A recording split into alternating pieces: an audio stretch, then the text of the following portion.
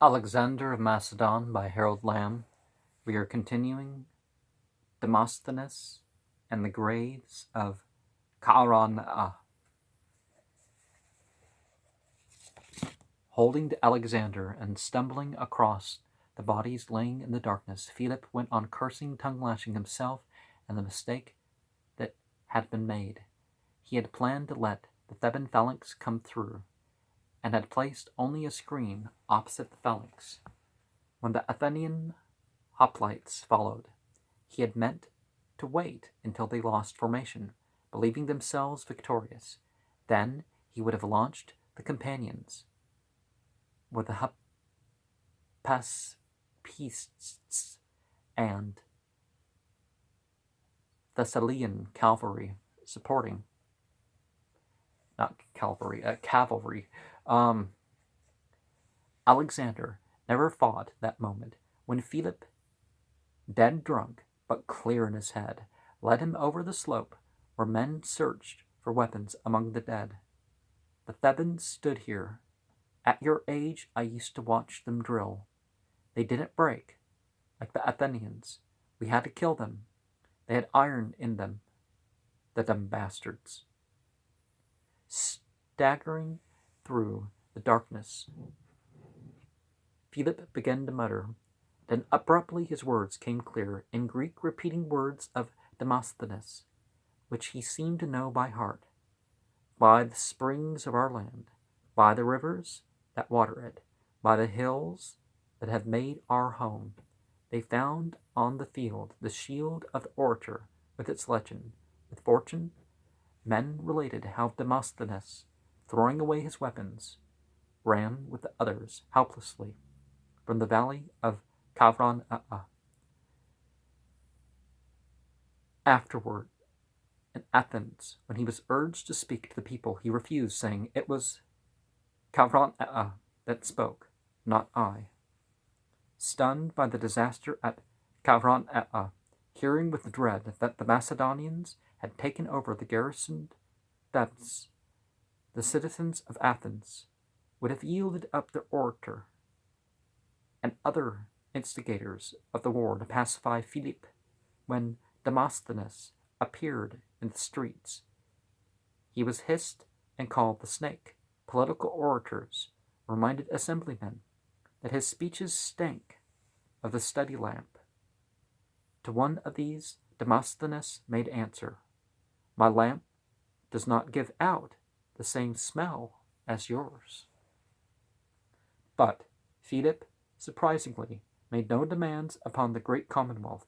For the city of the Acropolis, he felt unspoken admiration. His was the awe of the Highlander.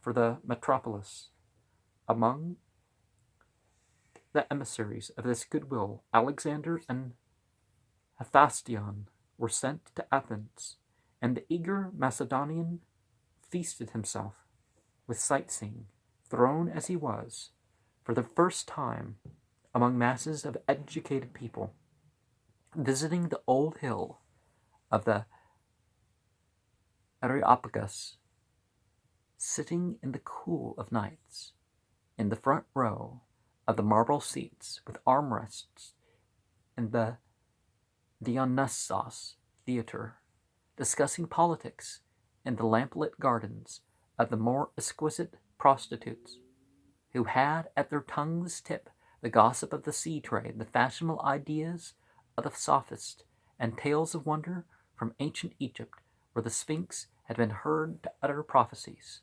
The Macedonian youths walked with the pupils of Plato and the Lyceum, named after the hero Lucus the wolf, and Hephaestion, as usual, formed amusement in this. "Behold," said he, "here is your evolution of man entire, from wolf to hero to philosopher. What's next?" Nor was Hephaestion impressed when they sat with the politicians in the city council on the hill under the Parthenon.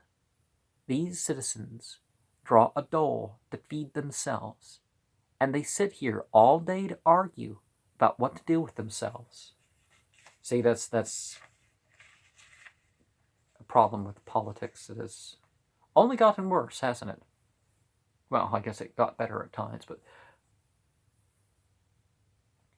And Alexander must have remembered the complaint of the Dur Stagurit, and these Athenians had become too abstract in their ideas, and in their search for an ideal, they met with grey-bearded men who had joked with ugly Sophocles, and had attended the first nights of Euripides' plays, which, like the Triads, dramatized the story of females as well as the dominant males, an effort speedily lampooned by the uninhibited Aristophanes in Lysistrata. In fact, the companion ladies of the metropolis were more modern in their thoughts than the men, expressing themselves in daft quotations. When I behold how filthy rich the gods have made me, why should I question them? So the gospel of prosperity, it's that sort of nonsense is always, it's been around for a long time. These educated ladies made agreeable companions, superior companions, in fact. They concealed their amusement at the uncouth Macedonian mountaineers, because it was quite apparent to them that these same mountaineers were becoming the most influential men in Greece, if not yet the richest. The Hetaira had great interest in such a change in the political wind. Alexander missed seeing children around their apartments. For this lack, Hephaestion had a ready explanation. They did not want children running around and begging for bread and calling all the visitors Papa. Anyway, they don't have many, because they practice that new thing called abortion. It may be good or it may be bad, but it certainly keeps the population down. It's different with our women. They have litters. Did you see that girl called Thais? Imagine her having a child. She's a child herself. Hephaestion saw no harm in the influence of these public women. I've sold my body for what? Only hard knocks given and taken. They sell their bodies and also provide an education. Well,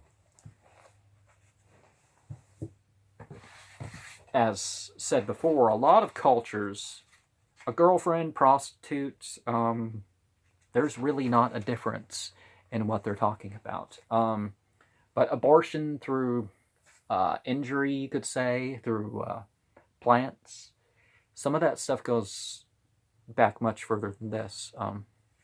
I even have abortion herbs. Well, they're not for abortion. They're, as a man not able to get pregnant, they're fine.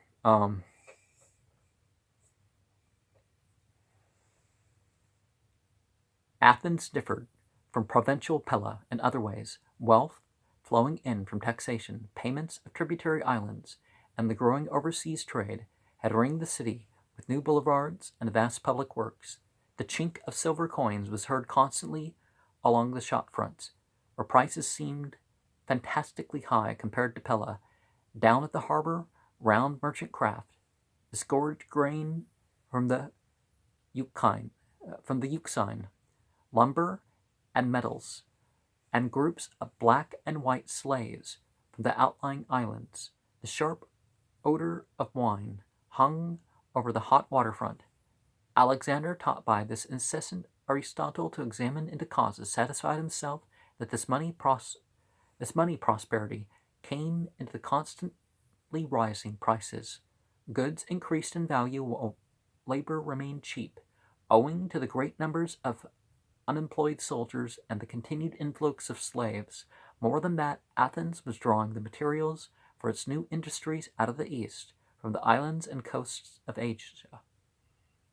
This wealth had created a new aristocracy in Athens. 3 generations after the Civil War, from every crowded street, you could see the gigantic statue of the goddess, Pallas Athena. And I don't remember what Athena means. Some of these, is it a version or something? So some of these are, um, if you don't know the names, the meaning of some of these names, some names can be a name for a transcendent god. Some things are no. Must be a fire being. This must be light being. This must be something created or psychologically projected. So it depends on which name you're using. Shining with gold and pale splendor of ivory against the sheer blue of the sky, and he thought of the small altar of the Godfather under the window in Pella. Many people spoke to him of the centenarian Isocrates, who had been buried that year. Isocrates, the philosopher, had devoted his life, like Demosthenes, to the ideal of democracy, but unlike Demosthenes, he had believed that the Hellenic city-states were in decline. How could that be possible, the citizens argued, when statistics showed that the foreign trade of Athens had never been so great, nor the colonies, except for those ports taken over by the Macedonian, so flourishing. The figures for population, the silver reserve, the numbers of schools and civic works, all showed that Isocrates lied. Isocrates, they explained, merely remembered, owing to his great age, the earlier primitive city-state, at a time when most men were farmers, before the advance of modern industry in this new commonwealth. Overall, modern industry again and again has proven to, humanity not left off as well in more complete terms. But that's part of the issue right there, is that it's not the material prosperity or the other way around.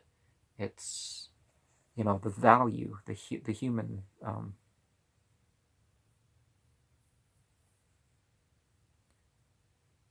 Isocrates complained that in Hellas the city-states could not maintain peace within themselves or between themselves.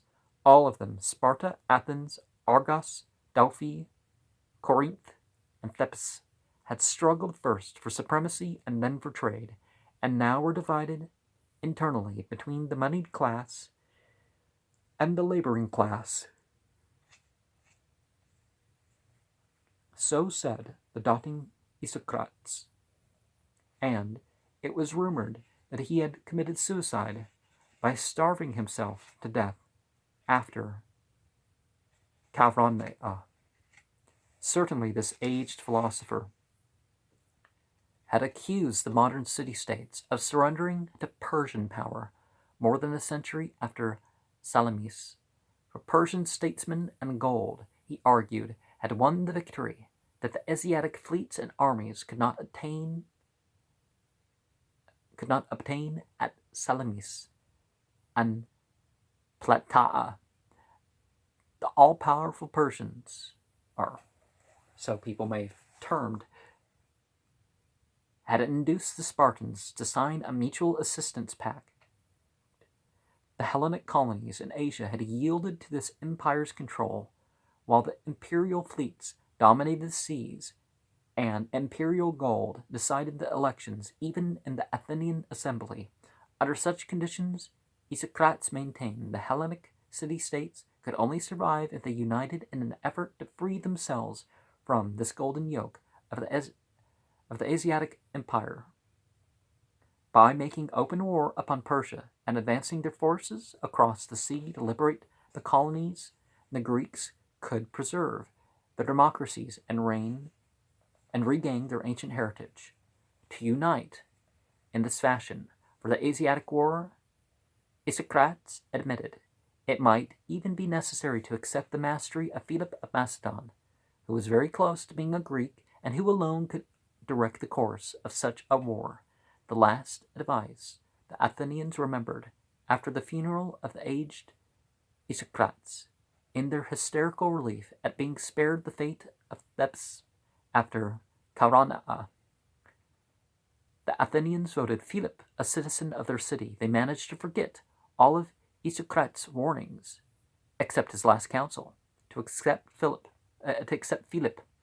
When Alexander and his companions appeared in the city instead of the dreaded Macedonian army, the Athenians made much of Philip's striking son. Only the friends of Demosthenes remarked that a wolf cub was not the less a wolf. And Philip, using his son as emissary of goodwill, achieved a miracle of statesmanship in the year after Chaeronea. Informed by his spies, acting so swiftly that the rival cities had little time to weigh his actions, he called the representatives into a congress at Corinth. Apparently, Philip merely listened to the problems of the Greeks as they argued before him. For each problem he had a solution. They were disunited. He formed a league of all the cities except Sparta to be known as the Hellenic League, to have its own council